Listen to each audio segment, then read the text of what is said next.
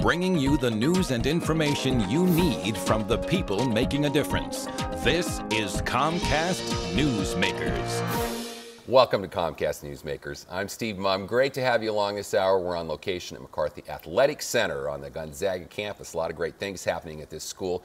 Speaking of education, people talk about it all the time, the dropout rate. Well, you know, they say everybody talks about it, nobody does anything about it.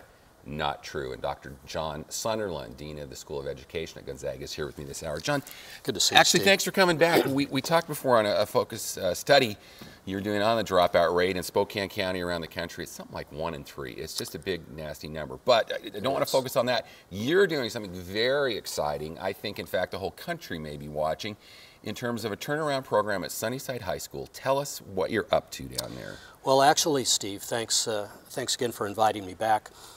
We are engaged in a partnership with Sunnyside High School, and we have actually worked with them, and one of our faculty at Gonzaga University, Dr. Chuck Salina, is serving for a year as a turnaround principal in Sunnyside High School. So they're really making this a project. It is. It is a project. It's one of the only examples I know of a faculty member who's actually coming out of the ivory tower, walking the talk, and putting theory into practice. And thanks to Gonzaga for loaning him. But now, Dr. Salina did not pick an easy project. No, certainly not. I mean, the whole reason for him taking over as a turnaround principal is because Sunnyside High School was one of the lowest performing schools in the state of Washington in terms of graduation rate, high lack of attendance, student achievement scores were very poor. Sound like there's some gang-related stuff going on. Community problems related to gangs, related to all the typical issues that are detrimental to students completing high school. So, and Dr. Salina actually has quite a reputation. He's done outreach in other schools, and the Sunnyside folks in that district were familiar with the great work he's done previously. They were.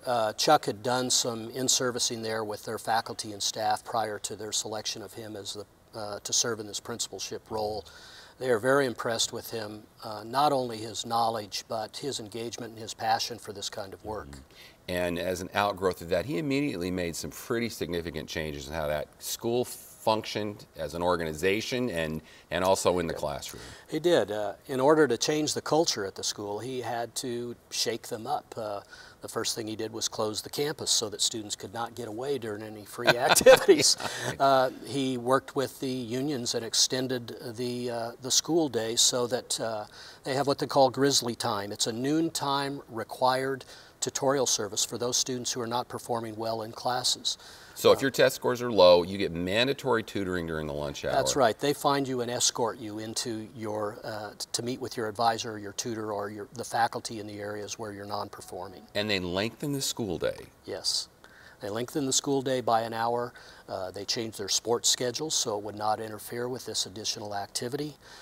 They started a process of early release for students on Wednesdays so that the faculty could get together for the rest of the day, do planning, target goals for the students, look at the individual subject areas where students were not performing well. They're using data on tardiness, lack of attendance, so that if a student is late, they're not just saying, well, they're late, but they're actually interviewing those students and finding out why, and then going into the community to get at the root of that problem so they can solve that issue. And we're going to have to work kind of fast here because we've only got a minute. But early indicators, I know we're fairly early in the school year. What does it look like so far? So far, in the evaluation reports by the Superintendent of Public Instruction, they've met all their markers. One of the major indicators was in their first parents open house night. Last year they had 8 parents. Out of how many students? Out of approximately 1,600 students. 8 parents. 8 parents attend. This year they had over 100. So there is a huge turnaround, and the culture is changing there. So. Well, and that's fascinating. You know, we talk about this is such a focus of getting kids to up the graduation rate, and Dr. Salina says an education is not only desirable high school diploma, but it's necessary. So, boy, I think we're going to have you back, and we're going to run out of time here, but I think people are going to be really watching this because there's such a huge need for this. Well, I hope they do. As far as I know, this is the only experiment or partnership of this kind in the United States. Okay, well, you'll have to keep us updated. Thanks so much for being here. Thank you, Steve. Thank you for tuning in. See you again. CNN Headline News, top of the hour.